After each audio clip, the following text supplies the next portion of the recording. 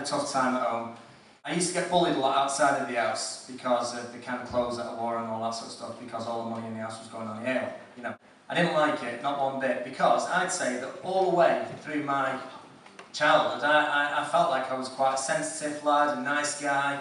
You know, I wanted to be a nice fella. I was sort of inspired by things like knights and nobility and all that sort of stuff, but sticking out like a sore thumb, I was getting pushed around and bullied at home and bullied out of the home, and I quickly sort of got caught up in some things that weren't really too good for me. But from the second year at high school, that was me. Out of any kind of education, just buying and selling stolen goods, came up to me and he says, "I'll tell you what, Mark," he says, you know, "can you get me some speed?" The dance scene was kicking off at the time. It was a kind of cool thing to do, so I said to this fella, I said, "Can you get me this speed?" He says, "Yes." So I end up selling the speed. Next thing I know, I'm getting a load of drugs on tick, and then I become a full-time drug dealer. And what happened was, I looked around at the guys that were buying drugs off me. They seemed happier than me, who was doing the selling of the drugs.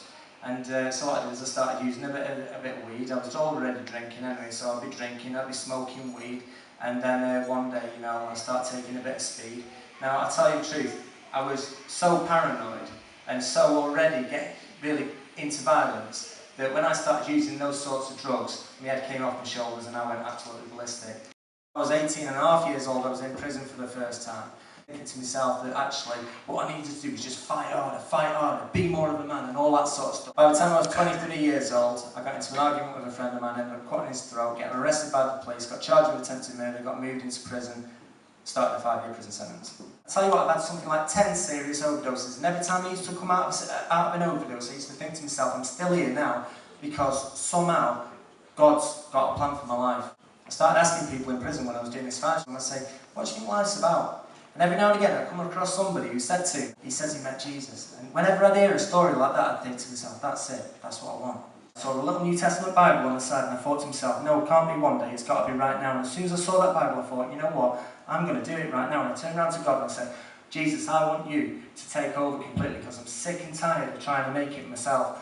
I only want from this point on what you want." And as soon as I said it, the presence of God came down upon me like a whirlwind from the top of my head to the bottom of my feet. I tell you the truth. Waves of unimaginable love, I should say. And lights will guide you home and ignite your bones, and